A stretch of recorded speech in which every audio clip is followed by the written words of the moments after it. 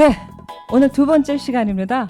박영선 대한민국의 중소벤처기업부 장관 그리고 사선 의원을 지내시고 올해는 하버드 대학의 케네디 스쿨에서 지금 선임 연구원으로 계십니다. 지난 6월 17일에 뉴욕, 뉴저지 동포들과 함께 간담회 멋진 타이틀과 함께 또 강의를 해주셨는데요. 그때 묻고 싶었던 많은 질문들을 제가 다시 초대해서 이렇게 한 편 한 편 직접 들어보고 있습니다. 과거 100년, 미래 100년 고래 싸움 대한민국이라는 타이틀이었습니다. 안녕하세요. 네, 안녕하세요. 네, 지난 시간에 우리가 1900년부터 1913년 사이에 미국의 마차가 뉴욕의 예를 들어서 자동차로 바뀌던, 그리고 영국에서 자동차가 시작이 됐는데 영국에서 이 마부들을 보호하려는 그런 새로운 산업, 새로운 기술이 나오면서 거기에 대한 저항이랄까요? 보호가 심해지면서 미국으로 자동차의 산업이 옮겨왔고 이 새로운 기술을 받아들이면서 잘 사는 나라가 되는, 그러면서 사회가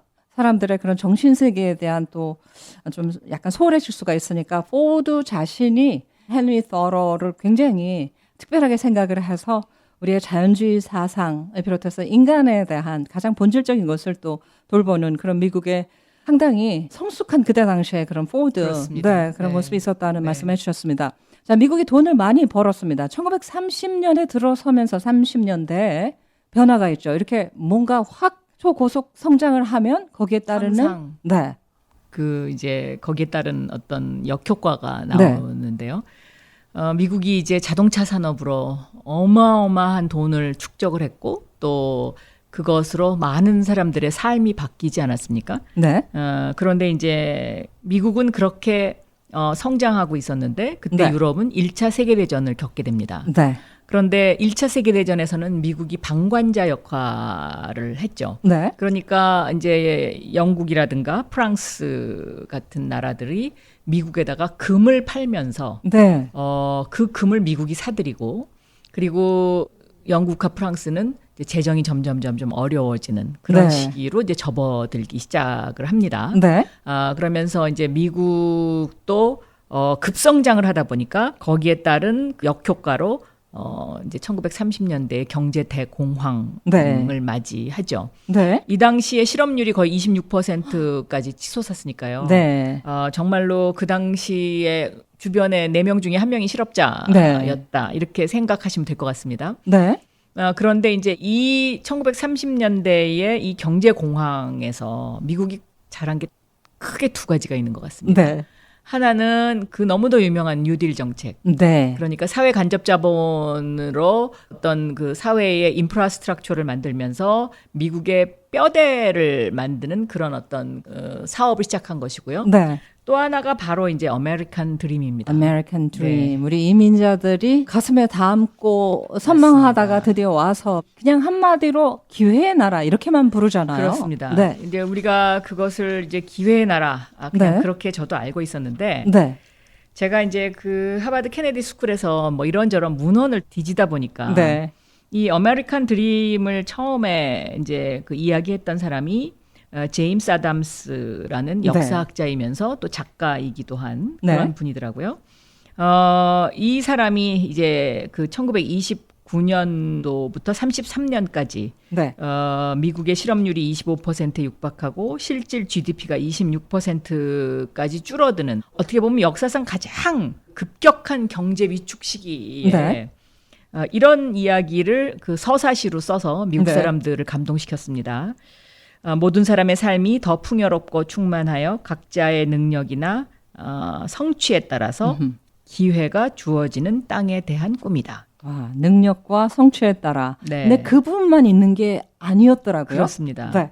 이 아메리칸 드림은 그것은 단지 자동차와 높은 임금에 대한 꿈이 아니라 네. 타고난 능력을 최대한 발휘할 수 있고 다른 사람들로부터 자신의 존재를 인정받을 수 있는 사회 질서에 대한 꿈이다. 네. 아메리칸 드림이 현실이 되려면 우리의 공동체적, 직접 삶이 분명히 더 높아야 한다라는 네. 이제 그런 이야기를 했고요. 네.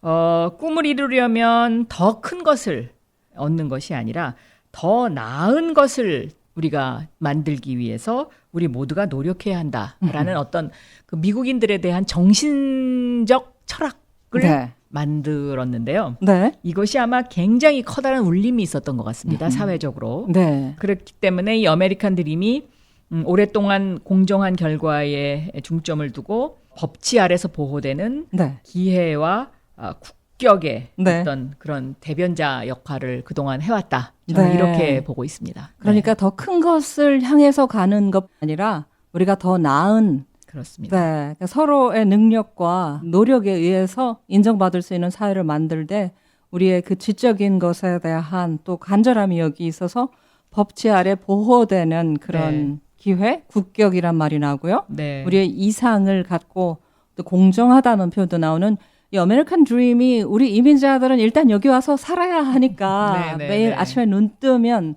또 혹은 밤새 그렇게 열심히 달리다가 우리가 소홀할 수 있는 그런 것을 가장 어려웠던 경제 대공황 시기에 그때 그 시절에 이런 아메리칸 드림을 생각했구나. 그것도 그렇습니다. 시로. 긴 네, 서사시로. 네. 이것이 아마 그 힘든 시기를 겪게 한 네. 미국인들의 어떤 마음의 보물이 아니었나 저는 이제 그렇게 생각하고요. 네. 제가 이제 이 강의의 어떤 그 주제가 네. 고래 싸움, 즉 미중 갈등이지 네. 않습니까? 그래서 미국과 중국에 대한 비교 네. 이제 이런 것들도 이제 중간중간에 했었는데요. 네. 중국몽이라고 들어보셨죠? 시진핑. 네, 시진핑. 네. 이 시진핑의 중국몽이 2012년도에 발표가 됩니다. 2012년. 네. 그런데 이 중국몽과 아메리칸 드림은 정말 현격하게 다릅니다. 네.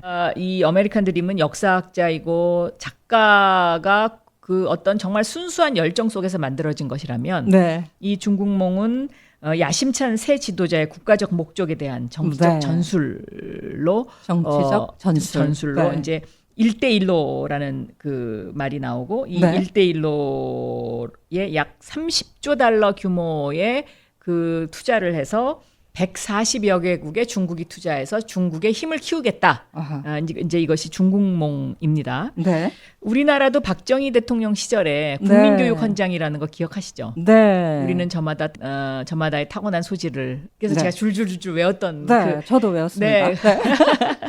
그것도 아마 제 생각에는 이런 아메리칸 드림에서 네. 착상을 하지 않았을까 저 혼자 생각을 해봅니다. 네, 그러니까 아메리칸 드림 자체에서 강조하는 그런 가치는 사실 정말 우리 인간으로서 어떤 사회든 국가든 바람직하다 하면서 개인의 또 능력을 성취할 수 있도록 그렇게 해주는 사회를 만들고 싶었는데 그것이 중국에 가면 어떤 정치적인 전략으로 지금 우리가 네. 중국의 여러 모습을 보고 있는 것처럼 그렇게 되는데 우리 한국은 이 아메리칸 드림은 아니었는데 참 어려운 그 시기를 지나면서 한국이 이 시점에 우리 한국은 참 얘기할 만한 게 별로 없죠. 없죠. 이때가 네. 이제 일제시대였고 네.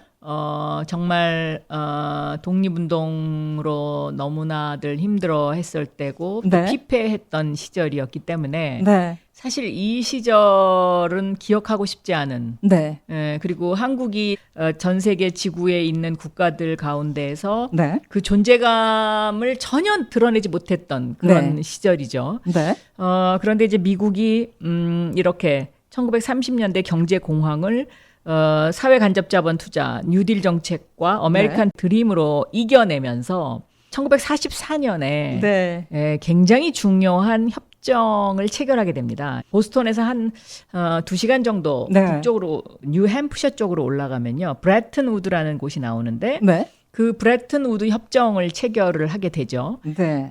이 브레튼 우드 협정은 소위 말해서 그 당시에 잘 나간다는 전 세계의 44개국이 초대가 됐습니다. 네. 거기에 보면 초대된 나라에 보면 필리핀이 들어가 있어요. 저도 그날 강의하실 때 필리핀이 그때 그 잘 나가는 나라 중에 하나로 이 중요한 협정을 맺는 자리에 초대됐다 해서 깜짝 놀랐습니다.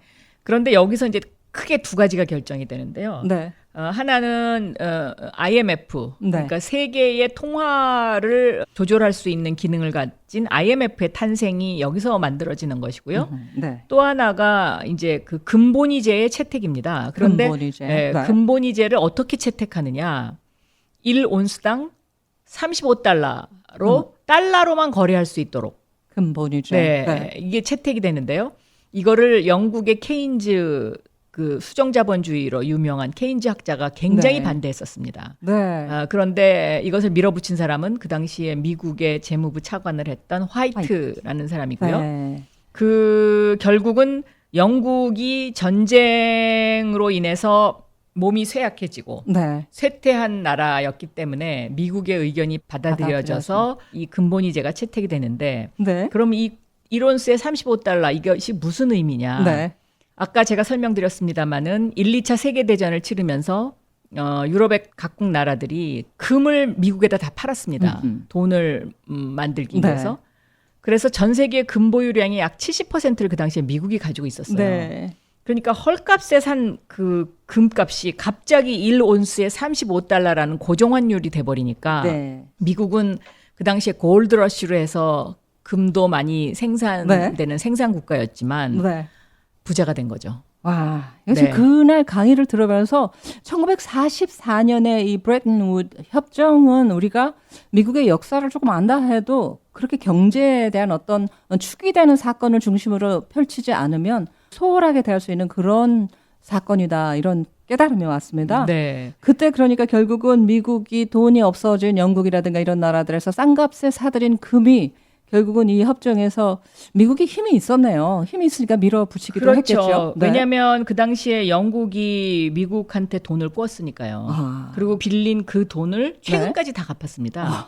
그러니까 그 전쟁 비용을 치르는 그 나라의 그 고통과 아픔. 네. 그러니까 전쟁이라는 것은 정말 어리석은 일이죠. 네. 그것을 치르게 되면 어떤 그 대가를 치러야 되는지를 보여주는 하나의 사건이기도 하고요. 후대에 오래도록 그 그렇습니다. 대가를 치러야 한다. 그리고 그날 말씀하신 것 중에 절대로 전쟁이 내 나라 내 땅에서 일어나지 않도록 하는 것이 중요하다라는 그것이 말씀하셨어요. 저는 지도자의 가장 중요한 일이다라고 보고 있습니다. 네. 왜냐하면 내 땅 내 나라에서 일어나면은요. 네.